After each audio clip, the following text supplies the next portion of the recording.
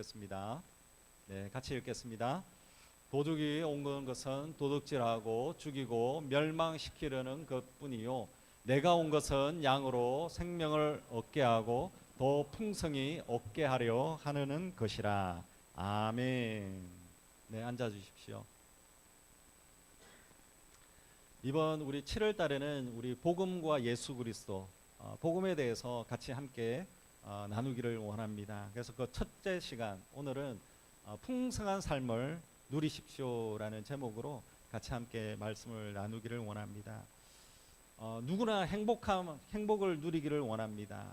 여러분은 행복하십니까? 행복하십니까? 행복하지 않습니까? 행복에 대해서 연구한 박사님이 계신데 행복에 대해서 연구한 우리 심리학자 마틴 셀리그만 박사님은 그런 분이 있습니다. 그래서 이분은 행복감을 주는 구성 요소들을 이렇게 제시했습니다. 근데 그 첫 번째가 관계입니다. 가족이나 친구들과 친밀하고 안정적인 교제의 관계가 있을 때에 행복감을 느낀다라는 것입니다. 그게 첫 번째입니다. 반대로 그 관계가 깨어져 있다면은 행복감을 느끼지 못한다라는 겁니다. 두 번째는 목표 달성입니다. 그리고 세 번째는 의미 있는 그 일을 할 때 또 자기가 행복감을 느끼는 겁니다. 그리고 네 번째는 자신이 좋아서 집중하게 하는 그런 일들입니다. 그래서 뭐 취미를 가진다든지 뭐 스포츠를 한다든지 자기 좋아하는 일을 하면 행복감을 느낍니다. 그리고 다섯 번째는 마음의 평안이다라고 이렇게 하는 것입니다. 근데 여기에 가만히 들여다보면 무엇이냐면 우리는 자꾸 뭔가를 내 손안에 뭔가를 자꾸 이렇게 소유를 하려고 합니다. 그래서 소유를 해야만이 행복감을 얻는다라고 이렇게 생각을 하게 됩니다. 그래서 우리는 행복한 삶을 살기 위해서 더 많은 것을 소유하기 위해서 거기에 우리는 초점을 맞춥니다. 근데 여기를 가만히 들여다보면 정말 우리가 소유하는 여기에 우리가 초점을 맞추는 것보다도 좋은 관계에 우리는 초점을 맞추다 보면 더 행복한 그런 삶을 살아낼 수가 있다라는 것입니다. 진짜 여러분들은 행복한 삶을 살아내고 있습니까? 정말로 풍성한 그런 삶을 살고 있느냐라는 것입니다.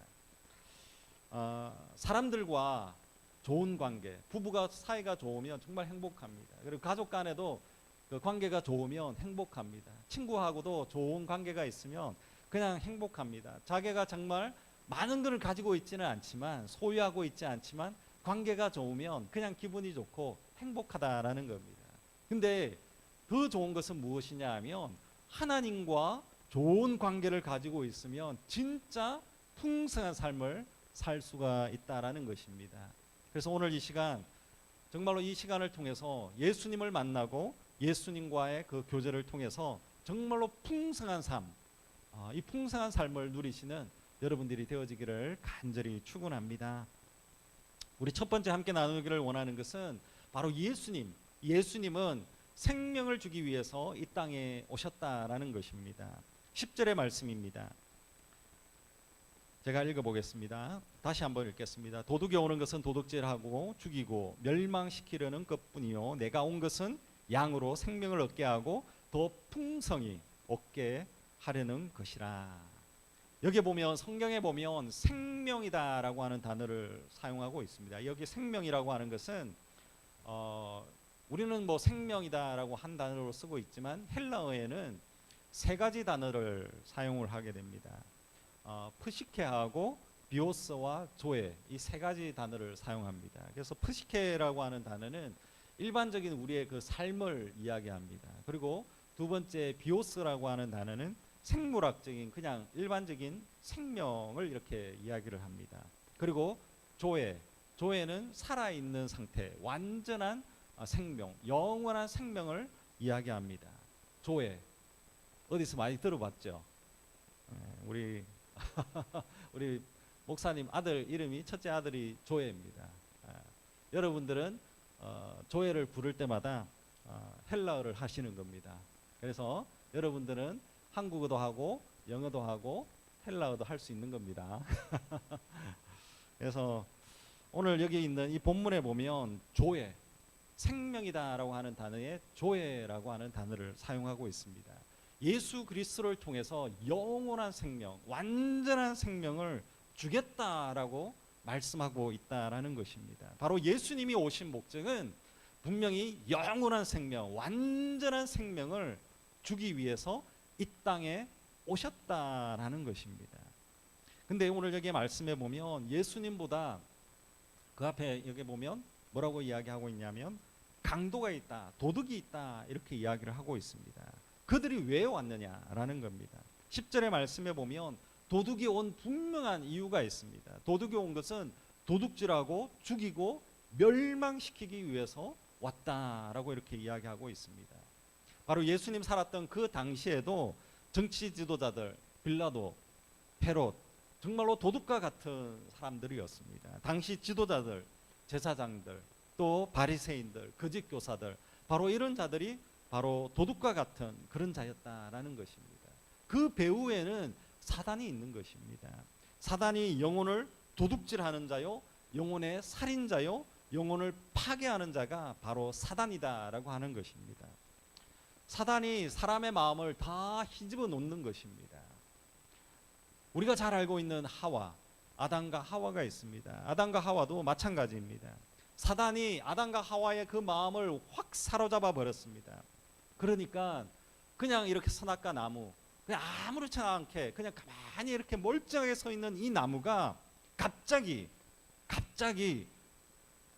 보기도 좋고 먹음직하고 너무나도 탐스러운 그런 나무가 되어졌다라는 겁니다. 그래서 그것을 따먹었습니다. 그리고 남편에게도 주고 같이 죽자라는 것입니다. 아담과 하와 서로 가룟 유다를 보십시오. 가룟 유다도 예수님을 따라다녔던 그런 믿음의 사람이었습니다. 그러나 사단이 유다의 마음을 휘어잡아 버렸습니다. 사로잡아 버렸습니다. 그러니까 예수님을 팔려고 하는 그 생각이 순식간에 들었습니다. 예수님을 팔면 내가 돈을 받구나. 그러면은 내가 이제 돈을 벌면 잘 살 수 있겠구나. 갑자기 사단이 그 마음을 휘어잡아 버린 거예요. 그러니까 예수님을 죽음으로 내몰아 버린 것입니다. 정말로 여러분은 옆에 있는 지체들, 가족들, 우리 형제자매들 살리고 있습니까? 아니면 정말 죽이고 있습니까? 우리는 알게 모르게 옆에 있는 우리 형제자매들을 그냥 죽이고 있을 때도 있습니다. 여러분, 말 한마디로 인하여서 우리는 서로에게 상처를 줍니다. 진짜 우리는 칼을 들고 찌르지는 않지만 말 한마디를 통하여서 우리의 영혼을 죽이고 있을 때도 너무 많습니다. 우리는 알게 모르게 그냥 우리 옆에 있는 형제자매들에게 그냥 쿡쿡쿡 찌르는 거 있습니다. 사단이 우리에게 주는 그 마음은 바로 살리는 것이 아닙니다. 사단이 우리에게 주는 마음은 그냥 우리 가족들을 그냥 다 죽여버리는 겁니다. 사단이 우리에게 주는 마음은 옆에 있는 형제자매들을 다 그냥 망하게 하는 것입니다. 사단이 그 주는 마음은 옆에 있는 형제자매들을 죽여야 내가 산다라는 겁니다. 옆에 있는 형제자매들을 짓밟아야만이 내가 일어선다라는 것입니다. 그게 사단이 주는 마음입니다. 그러나 예수님은 뭡니까? 예수님은 사단을 멸하고 우리를 살리기 위해서 이 땅에 오셨다라는 것입니다. 바로 예수님은 여러분들을 살리기 위해서 이 땅에 오셨다라는 것입니다. 예수님께서 우리를 구원해 주셨습니다. 여러분, 대속이라고 하는 단어를 아십니까? 대속이다라고 하는 것은 예수님이 이 땅에 우리에게 구원을 주기 위해서 이 땅에 오셨습니다. 그냥 그저 주는 그 구원이 아닙니다. 생명을 구하기 위해서 누군가 생명을 버려야 합니다. 그것이 바로 대속이다라고 하는 겁니다. 그리고 속죄다라고 합니다. 그래서 예수님이 우리를 구원하기 위해서 대속 제물이 되어 주셨다라는 것입니다. 저와 여러분, 우리를 대신하여서 예수님이 대속 제물이 되어 주셨다. 예수님의 목숨을 내어 주셨다라는 것입니다. 마가복음 우리 10장 45절의 말씀입니다. 같이 한번 읽겠습니다. 인자가 온 것은 섬김을 받으려 함이 아니라 도리어 섬기려 하고 자기 목숨을 많은 사람의 대속물로 주려 함이라. 아멘. 예수님은 이 땅에 우리에게 생명을 주기 위해서 대속 제물로 죽으셨다라는 것입니다. 대신하신 것입니다.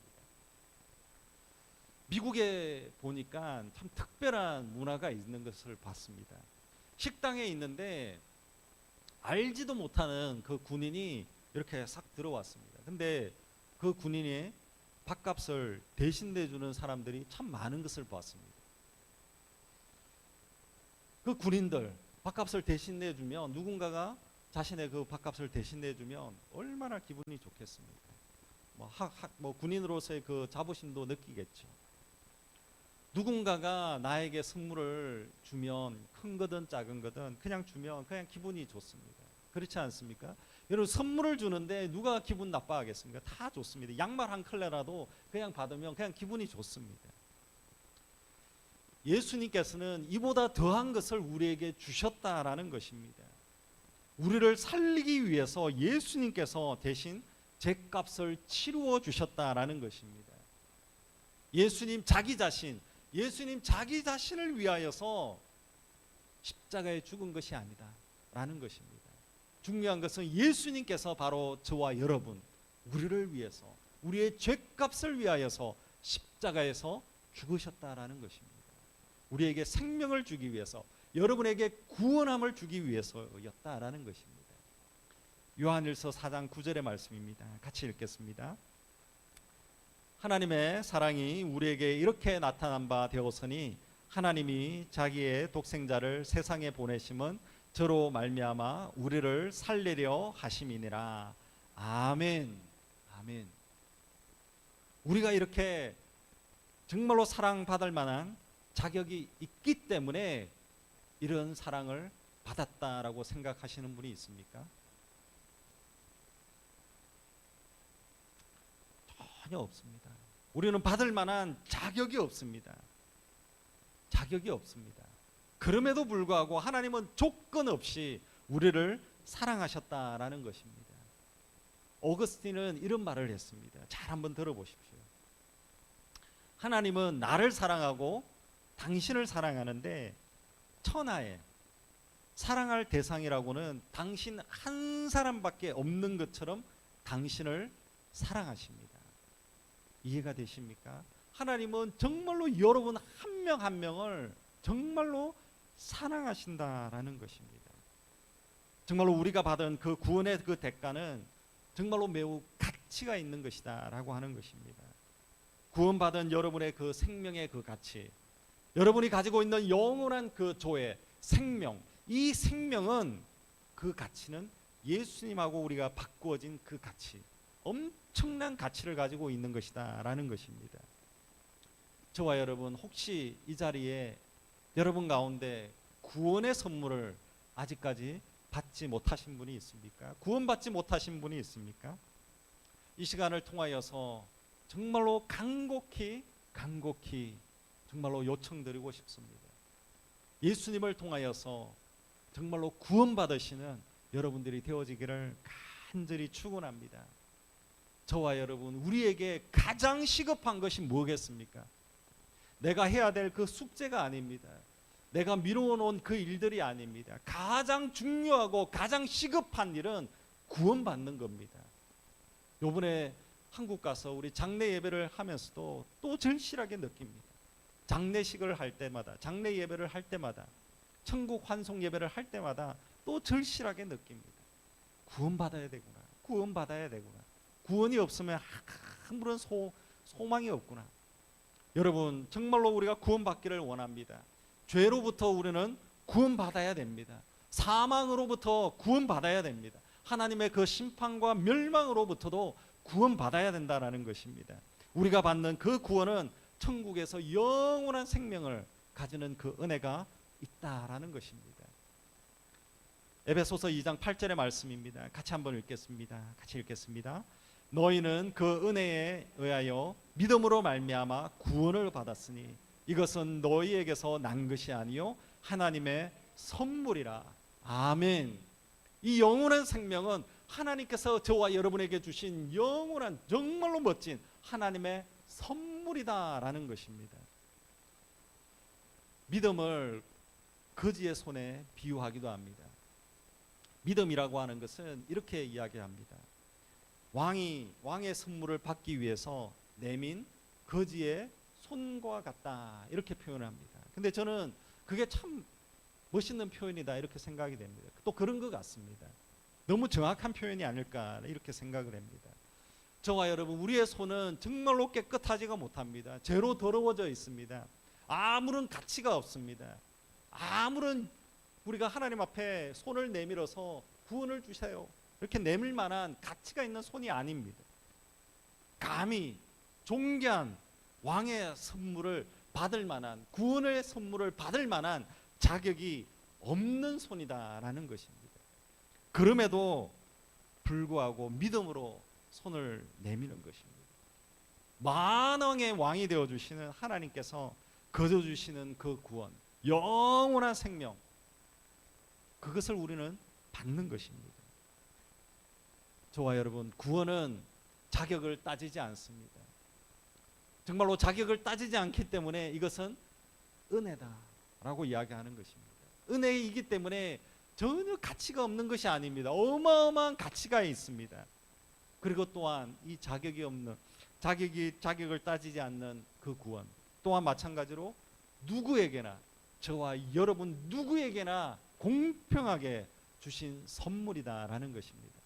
부유한 자, 가난한 자, 남자든 여자든 어린아이든 노인이든 누구에게나 공평하게 주신 하나님의 선물이다라는 것입니다. 누구든지 예수님을 믿으면 구원을 받는다라는 것입니다. 저와 여러분, 예수님을 믿고 구원받으시는 여러분들이 되어지기를 간절히 축원합니다. 로마서 10장 13절의 말씀을 보십시오.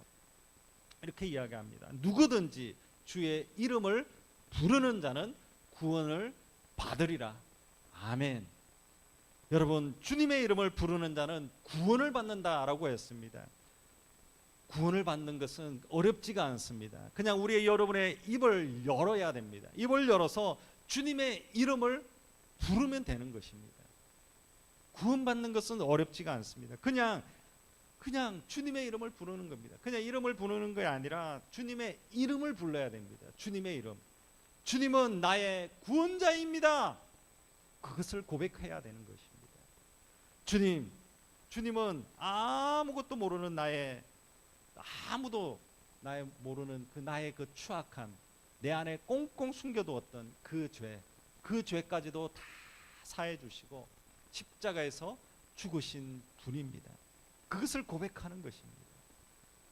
주님은 정말로 연약하고 보잘것없는 나를 정말로 사랑해 주시는 분이십니다. 그것을 고백하는 것입니다. 주님은 내가 받은 옛날에 가지고 있었던 과거의 그 상처들까지도 다 끌어안아 주시고 다 이해해 주시는 그런 분입니다. 그것을 고백하는 것입니다. 세상은 나를 버리고 나의 친구들도 다 버려도, 세상에서 인정받지 못하도, 세상이 나를 외면해도 주님만은 나를 사랑하시는 분이십니다. 그렇게 우리는 고백하는 것입니다. 나를 죄에서 구원해 주신 구원자입니다. 그 이름을 우리는 부르는 것입니다. 그러면 구원받는 것입니다. 구원은 어렵지가 않습니다. 정말로 여러분의 입을 열어서 주님의 이름을 부르시는 여러분들이 되어지기를 간절히 축원합니다. 그라여서 정말로 여러분의 삶들 속에서 구원함에 이르는 여러분들이 되어지기를 간절히 축원합니다. 정말로 여러분 구원받아야 됩니다. 여러분의 가정이 구원받아야 됩니다. 여러분의 친구들이 구원받아야 됩니다. 예수님밖에 없습니다. 다른 길이 없습니다. 다른 걸 가지고 내가 뭘 하려고 하는 게 아닙니다. 주님의 이름을 부르면 됩니다. 너무 우리가 믿음의 삶은 아주 심플합니다. 믿음의 삶은 복잡하지가 않습니다. 그냥 주님의 이름을 부르면 구원받는 것입니다. 주님의 이름을 부르면 이 땅에서 영원한 생명을 얻을 수 있다라는 것입니다.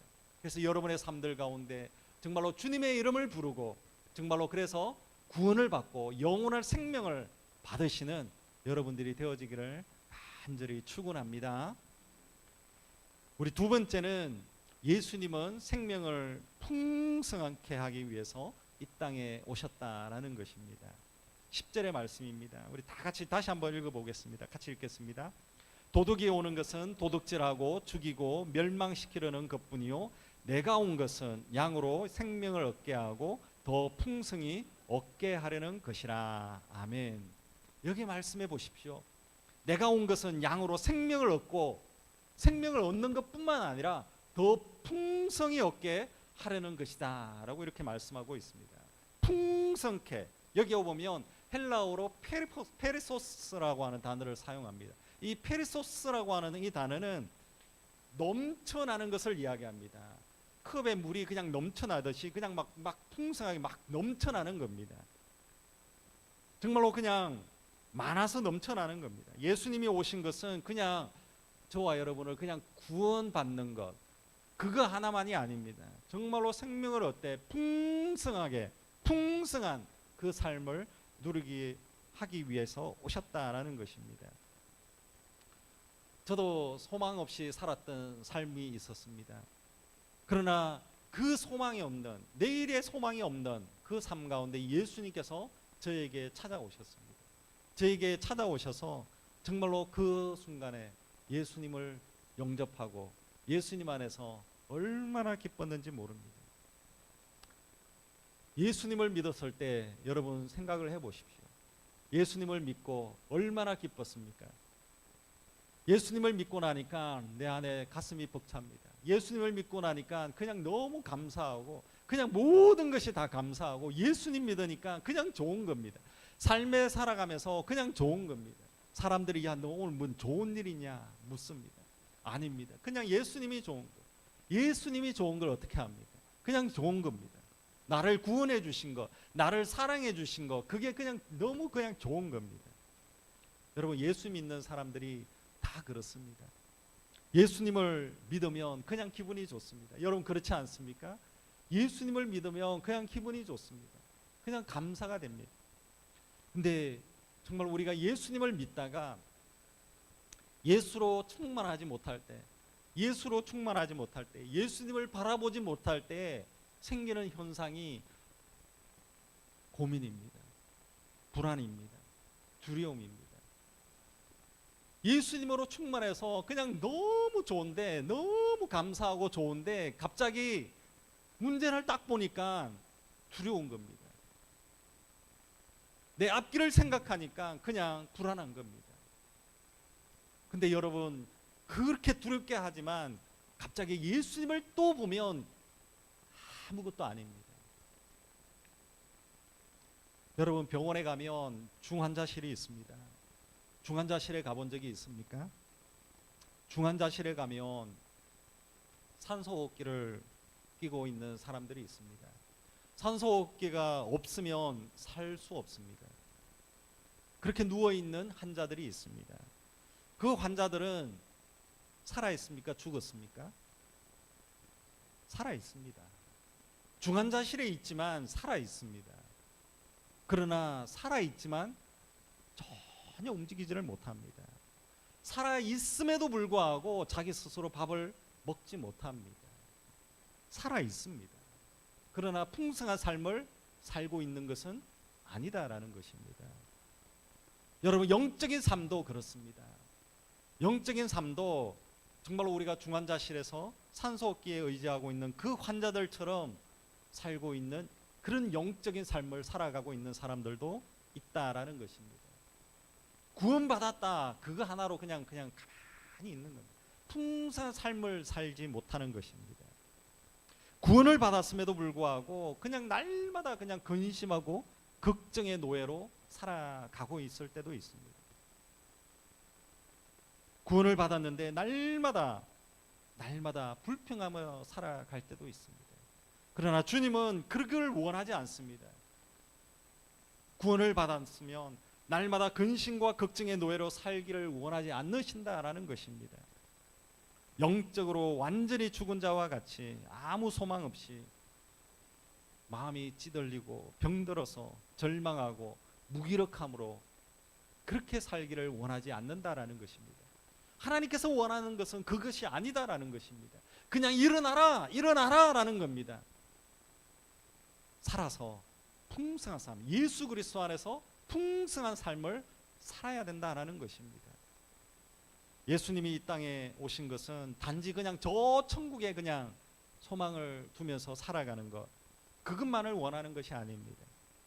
생명을 어때 풍성하게 얻게 만들기 위해서 이 땅에 오셨다라는 것입니다. 여러분, 어떻게 하면 우리가 그냥 생명줄 하나 그냥 이렇게 산소호흡기 그냥 끼고 있듯이 그냥 그거 하나 그냥 붙들고 있는 그런 삶이 아니라 정말 우리의 삶이 어떻게 하면 정말로 풍성한 그런 삶을 살 수 있느냐라는 것입니다. 중요한 것은 하나님과 함께 있을 때 풍성한 삶을 살 수 있을 줄로 믿습니다. 하나님과 함께 해보십시오. 예수님과 함께 동행해 보십시오. 그러면 풍성한 삶을 살 수 있습니다. 요한복음에 정확하게 표현을 하고 있습니다. 요한복음에서 하나님과 우리와의 그 관계를 포도나무와 가지의 그 비유를 들고 있습니다. 우리 요한복음 15장 4절의 말씀입니다. 같이 한번 읽겠습니다.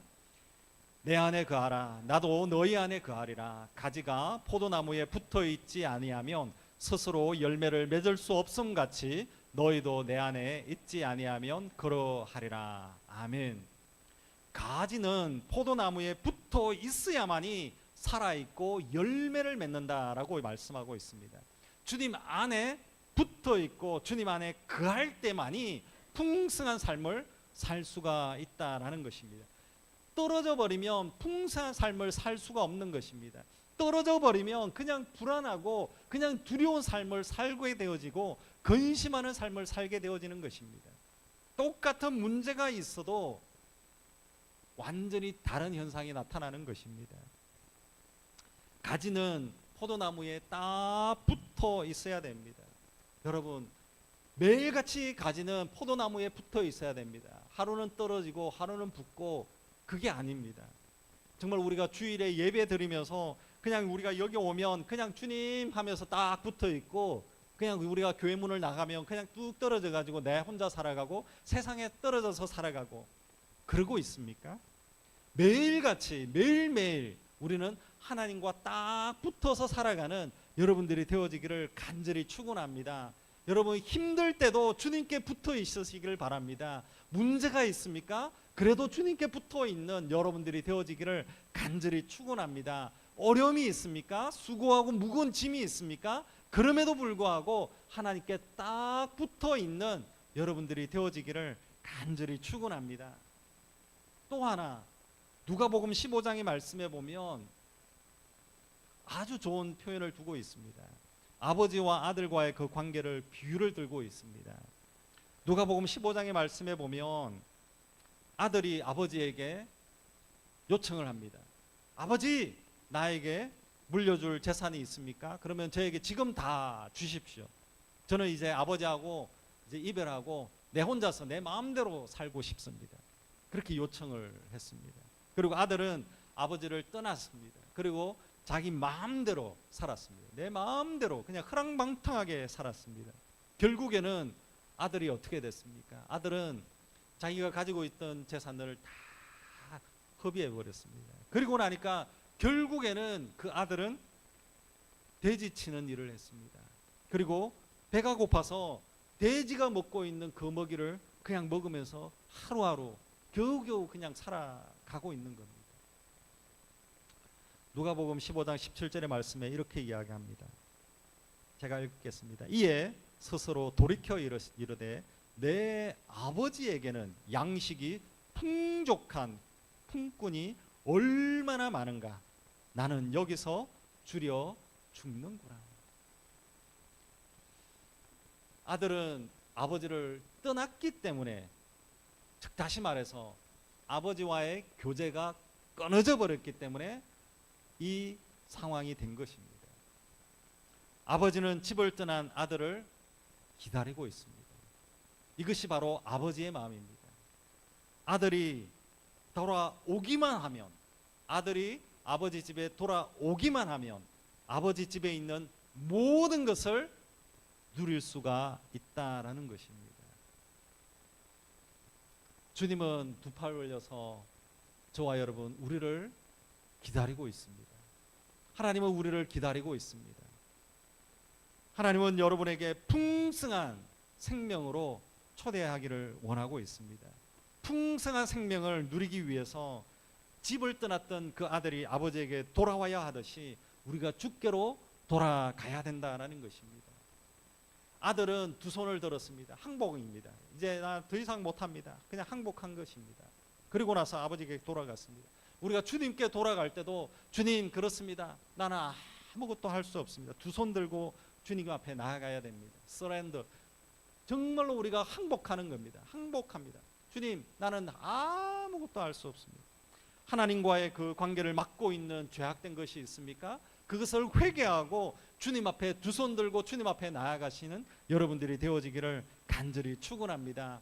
죄악된 모습은 하나님과의 관계를 멀게 하는 것입니다. 죄가 우리 안에 가지고 있는 죄가 있다면 하나님 안에서 멀어지고 풍성한 삶을 살지 못하게 한다라는 것입니다. 자기 욕심을 챙기려는 것, 그 자체가 하나님과의 관계를 멀어지게 합니다. 나만을 위하여 살아가는 것, 이 세상에 살아가는 것, 그것으로 인하여서 하나님께서 더해주시는 풍성한 삶을 누리지 못하게 하는 것입니다. 여러분 주님 앞에 두 손 들며 주님 나 못합니다. 주님 용서해 주십시오. 항복하면서 주님 앞에 나아가는 것, 그것은 부끄러운 것이 아닙니다. 결코 부끄러운 것이 아닙니다. 주님 내가 이런 죄가 있습니다. 주님 내가 이런 죄가 있습니다. 회개하면서 주님 앞에 나아가는 것, 그것은 결코 부끄러운 것이 아니다라는 것입니다. 여러분 정말로 아이러니하게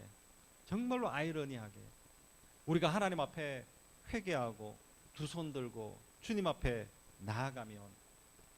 나아가기만 하면 풍성한 삶을 누릴 수가 있다라는 겁니다. 우리가 회개하고 두 손 들고 주님 앞에 나아가기만 하면 우리가 죄에서 자유함을 얻게 되는 것입니다. 우리가 두 손 들고 항복하고 주님 앞에 나아가기만 하면 내 안에 가지고 있는 상처를 주님께서 다 치유해 주시는 은혜가 있다라는 것입니다. 주님께 항복하고 주님께 나아가기만 하면 이 어지러운 이 세상이 아름다워 보이는 것입니다. 정말로 이 세상 가운데 하나님 앞에 두 손 들고 나아갔을 때 내 인생이 나의 마음에 찌들려 있고 고통과 근심과 걱정과 불안과 그 모든 것이 변화가 되어져서 하나님 안에서 풍성한 삶을 누릴 줄로 믿습니다. 누가복음 4장에서는 예수님을 통해서 어떤 풍성한 삶이 있는지 분명하게 제시하고 있습니다.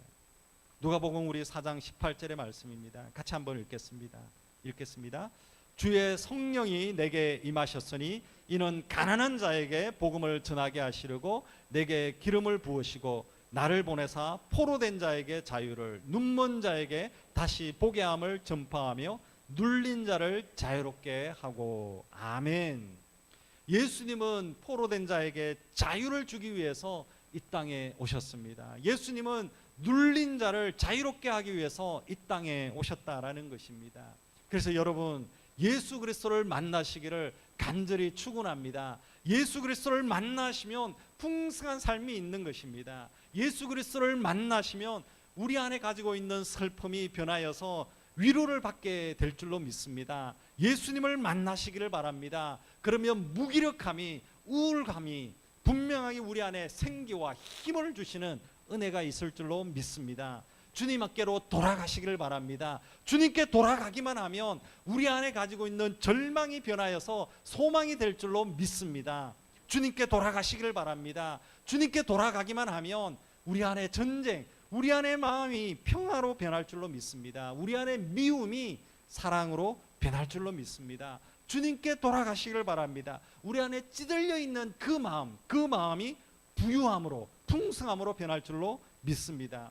그래서 주님 안에 거하시고 주님의 손을 꽉 붙잡으시는 여러분들이 되어지기를 간절히 축원합니다. 주님을 붙드십시오. 그러면 불행이 변하여서 행복함으로 바뀔 줄로 믿습니다. 여러분 질투하는 눈이 있습니까? 예수님을 만나십시오. 질투가 사랑으로 변할 줄로 믿습니다. 주님과 동행하시기를 바랍니다. 사람들을 정죄하고 있을 때에 예수님을 만나면 그 정죄가 변하여서 용서로 변할 줄로 믿습니다. 서로 갈등하는 것이 있습니까? 정말로 여러분 예수님을 만나십시오. 가정에 필요한 분이 예수님입니다. 여러분의 필요한 분은 예수님입니다. 예수님을 만나시길 바랍니다. 예수님을 만났을 때 풍성한 삶을 누릴 줄로 믿습니다. 마지막으로 정말로 어려운 그 상황들 속에서 하나님 안에서 풍성한 삶을 누렸던 한 사람을 소개하고 마무리하겠습니다. 우리가 잘 아는 다윗입니다. 다윗은 양을 치는 목동이었습니다.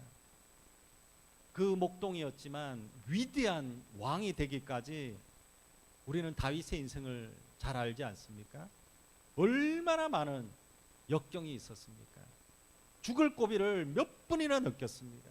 그 파란만장한 그 삶, 왕이 되기까지 정말로 숨막히는 그런 삶을 살았습니다. 다윗은 수많은 생명의 위협, 그리고 도망 다니면서 어려운 그 상황들, 그 많은 상황들이 있었습니다. 쫓기는 그 삶을 살아내면서 시편 23편을 썼습니다. 내게 부족함이 없노라. 여호와는 나의 목자시니 내게 부족함이 없으리로다. 정말로 그 위대한 믿음의 고백을 한 것입니다. 얼마나 불안하겠습니까? 얼마나 근심이 많고 얼마나 두려운 인생을 살았겠습니까? 그럼에도 불구하고 여호와는 나의 목자시니 내게 부족함이 없으리로다. 비결이 있습니다. 어떻게 이런 고백을 할 수 있었겠습니까? 그 비결은 하나님을 선한 목자로 믿고 따랐기 때문에 그렇습니다. 예수님 안에 딱 붙어 있었기 때문에 그렇습니다. 다윗처럼 여러분 쫓기기도 하고 어려움을 당하기도 하고 힘든 일을 겪고 있는 분들이 지금 있으십니까? 여호와는 나의 목자시니 내게 부족함이 없으리로다. 이 고백이 여러분의 고백이 되어지기를 간절히 축원합니다. 근심, 걱정, 문제, 어려움, 그 많은 것들 속에서도 정말로 여호와는 나의 목자시니 내게 부족함이 없으리로다. 이 고백을 하시는 여러분들이 되어지기를 간절히 축원합니다. 같이 한번 고백했으면 좋겠습니다. 여호와는 나의 목자시니 내게 부족함이 없으리로다. 한번 하겠습니다. 같이 하겠습니다. 여호와는 나의 목자시니 내게 부족함이 없으리로다. 아멘. 다시 한 번 더 우리 고백했으면 좋겠습니다. 그 앞에 한 문장을 더 붙이면 좋겠습니다. 내 안에 걱정, 근심, 문제가 있어도 여호와는 나의 목자시니 내게 부족함이 없으리로다. 우리 앞에 여러분들 뭐 문제가 없으신 분은 안 하셔도 됩니다. 같이 한번 하겠습니다. 내 안에 문제가 어려움이 불안한 것이 있어도 여호와는 나의 목자시니 내게 부족함이 없으리로다. 아멘. 이 다윗의 고백처럼 풍성한 삶을 살아내는 하나님 안에서 풍성한 삶을 사시는 여러분들이 되어지기를 간절히 축원합니다. 같이 한번 기도하겠습니다. 예수님은 생명을 주기 위해서 이 땅에 오셨다라고 했습니다. 오늘 분명하게 구원을 받고 영원한 생명을 가지고 있는 사람이라면 오늘 이 시간 구원의 그 감격함이 다시금 불일 듯이 일어날 수 있도록 다시 한번 우리가 기도했으면 좋겠습니다. 오늘 이 시간 또한 구원을 받지 못하신 분이 있다면 우리가 또 기도했으면 좋겠습니다. 하나님, 나도 구원받고 영원한 생명 가운데 거하기를 원합니다. 예수 그리스도의 이름을 부릅니다. 그렇게 또 고백했으면 좋겠습니다.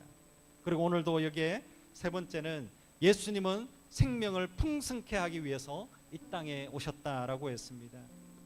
오늘 우리의 삶들 가운데 풍성한 삶을 살아내지 못하고 불안하고 걱정과 근심과 어려움 속에서 그냥 빠져서 희우적거리며 살아가고 있는 우리의 인생이 있다면 오늘도 우리가 같이 고백하기를 원합니다. 하나님, 예수 그리스도로 인하여서 나의 인생이 풍성한 삶을 살게 해달라고 같이 믿음의 고백을 하기를 원합니다.